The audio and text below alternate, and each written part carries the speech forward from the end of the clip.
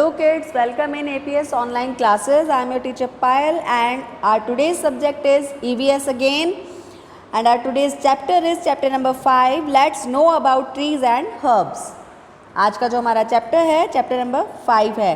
कल हम लोगों ने चैप्टर नंबर 4 किया था, उसकी एक्सरसाइज की थी.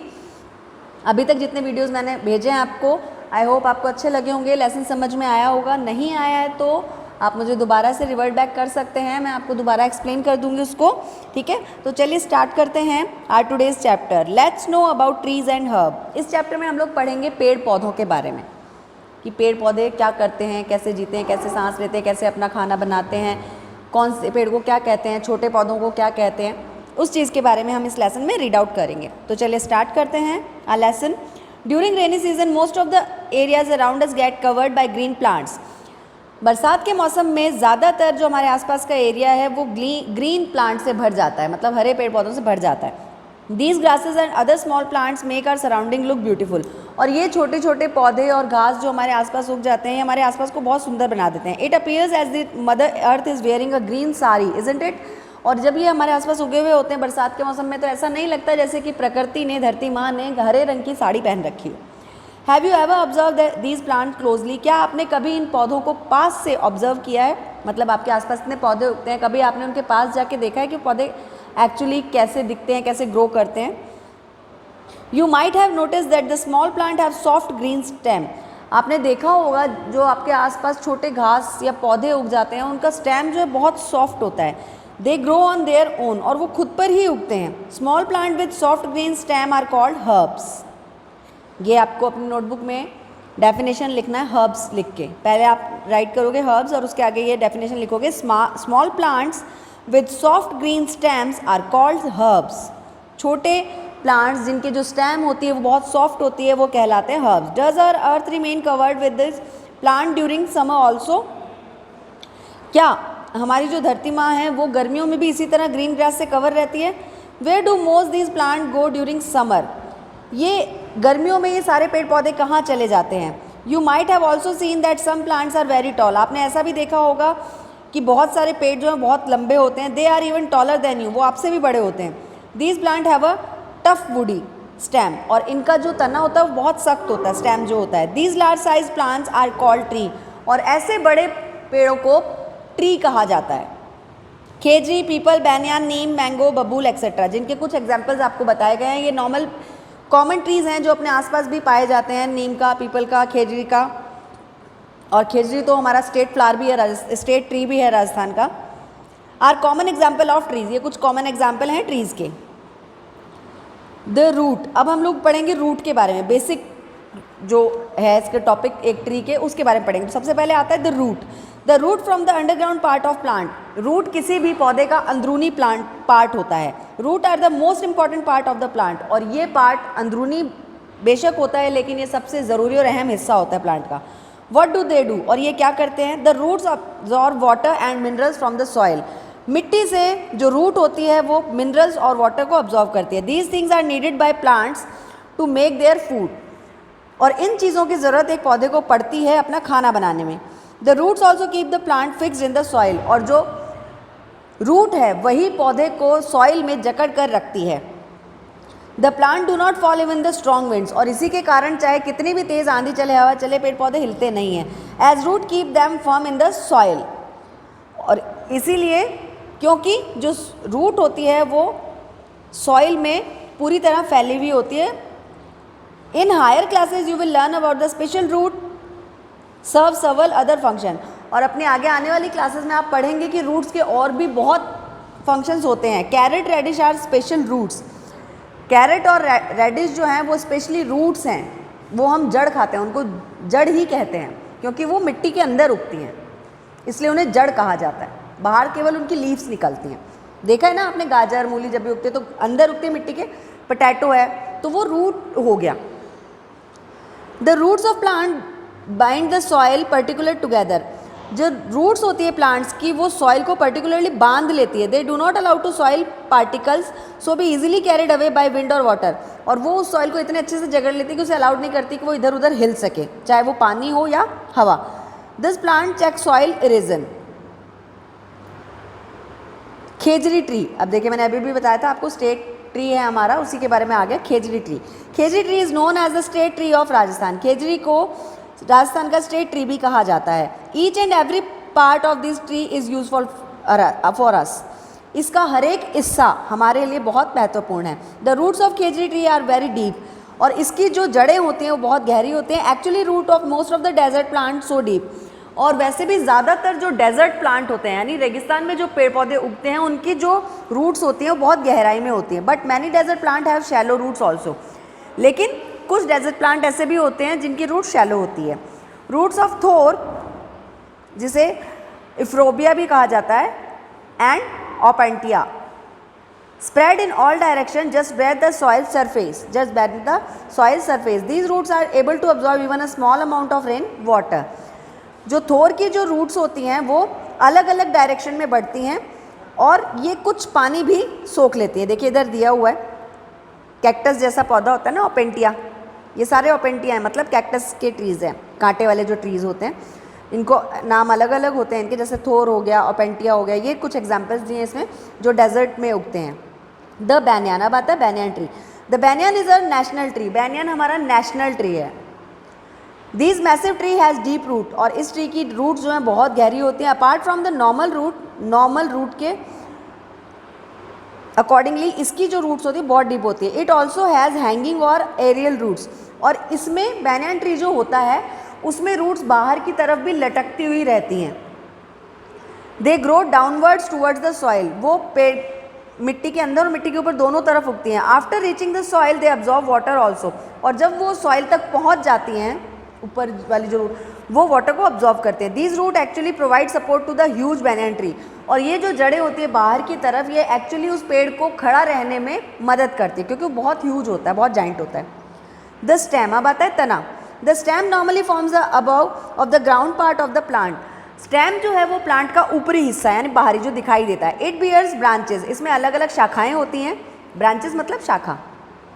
Along with its branches is also bear leaves, flower and fruit, और इसी की शाखाओं पर फूल, पत्तियाँ लगते हैं, फ्रूट्स लगते हैं। You have learn about the thick woody stem of trees, आप लोगों ने पढ़ा भी होगा मोटे तने वाले पेड़ों के बारे में। Hand stem remains erect, it many plant stem is weak, is can not stand straight, और कई पौधे ऐसे भी होते हैं जिनकी स्टेम जो है बहुत वीक होती है और वो सीधे नहीं खड़े रह सकते। Have you seen the stem of gourds, क्या आपने गॉड्स यानी घिया, घिया की बेल देखी है, वो सीधी नहीं खड़ी होती ना, क्योंकि उसका जो फ्रूट होता है तो बहुत हैवी होता है, घिया हैवी होती है ना वेट में, और उसका जो बेल होता है ना वो बहुत नॉर्मल, उसका स्टेम बहुत वीक होता है तो वो खड़ा नहीं रह सकता। बॉटल गॉड या bitter gourd and pumpkin etcetera have week stem, चाहे वो घिया हो, करेला हो या कद्दू हो, इन तीनों की जो स्टेम है बहुत पतली होती है। In this plant are stem is known as climber, और इनको चढ़ाई भी, क्लाइंबर यानी किसी के ऊपर सहारा लेकर जो वो बेल बढ़ती हैं उनको कहा जाता है। As it needs a support to climb, क्योंकि इन्हें चढ़ने के लिए किसी के सहारे की ज़रूरत होती है। In this plant thread like soft green structure called tendrils are found, ये अंडरलाइन करना है और उसको डिफाइन भी करना है, राइट डाउन करना है नोटबुक में। In this plants thread, in plants में हल्के से धागे निकले, देखिए ये निकले हुए ना, इनको टेंड्रिल्स कहा जाता है, ऐसे निकले हुए रहते हैं। आपके अपने घर में भी देखा होगा, जैसे मतीरी की बेल होती है ना, ये नॉर्मली किसी भी घर में मिल जाती है, इसलिए इसका एग्जांपल दिया है। जो छोटा होता है ना वाटरमेलन, या इसकी बेल आपने देखी होगी, उनमें छोटे छोटे धागे निकले हुए होते हैं जो फोल्ड हुए रहते हैं, आपस में मिले हुए रहते हैं, तो वो कहलाते हैं tendrils. The tendrils coil around and cling to a support, ये एक सपोर्ट की तरह होते हैं। Any other plant a stick, a pole etcetera, किसी भी अदर प्लांट में आप इनको एक पोल की तरह यूज़ कर सकते हैं, कह सकते हैं। May be use to provide support to these plant, और ये धागे अपने पौधों को सपोर्ट के लिए बने होते हैं। In many plant the stem it self twin around the support, और बहुत सारे पौधों में इनकी जो स्टेम होती है वो ही आसपास से इनको सराउंड में हेल्प करती है ऊपर चढ़ने में। These plant do not have टेंडल्स, जिनमें टेंडल्स नहीं होते हैं। फॉर एग्जाम्पल बीन यानी सेम की जो सब्जी खाते हैं उनमें आपको ये टेंडल्स नहीं मिलेंगे, धागे नहीं मिलेंगे, क्योंकि उसकी जो बेल है वही आपस में इतनी जगह और घनी फैली हुई रहती है कि वो उस पौधे को ऊपर चढ़ने में मदद कर देती है। एडिबल स्टेम्स, अब ऐसे स्टेम के बारे में बात करेंगे जिन्हें हम खा सकते हैं। Some plants have edible stem, for example sugar cane, potato, arbi, turmeric, ginger, ये सारे हम लोग खाते हैं, नॉर्मली यूज़ भी करते हैं घर में, तो सबने देखी भी होंगी। ये सारे स्टेम हैं जिन्हें हम खाते हैं। Plants provide to many things to us. अब आता है कि प्लांट्स हमें क्या क्या प्रोवाइड करते हैं। Yes, plants provide us food, grains, pulses, fruit, vegetable etcetera. सभी जानते हो आप लोग कि प्लांट्स हमें फल, फूल, पौधे, सब्जियां, वुड, गम, ग्लू, बहुत सारी चीज़ें प्रोवाइड करते हैं। कपड़ा, सूत, कॉटन, वैक्स, बहुत सारी चीज़ें प्रोवाइड करते हैं। They provide us material for our clothing, for example cotton, linen, ये देखिए आ गया ना, कॉटन और लिनन भी जो है वो हमें प्लांट से ही मिलते हैं। Plant check soil erosion, they give us fresh air to breathe. अब इसमें प्लांट्स के यूज़ आए हैं कि इसमें क्या क्या यूज़ होते हैं। मिट्टी को उपजाऊ बनाते हैं, दे गिव अस फ्रेश एयर, अच्छी ताज़ी हवा देते हैं। Plant provide us various type of medicine, अलग अलग प्रकार की दवाइयाँ प्रदान करते हैं।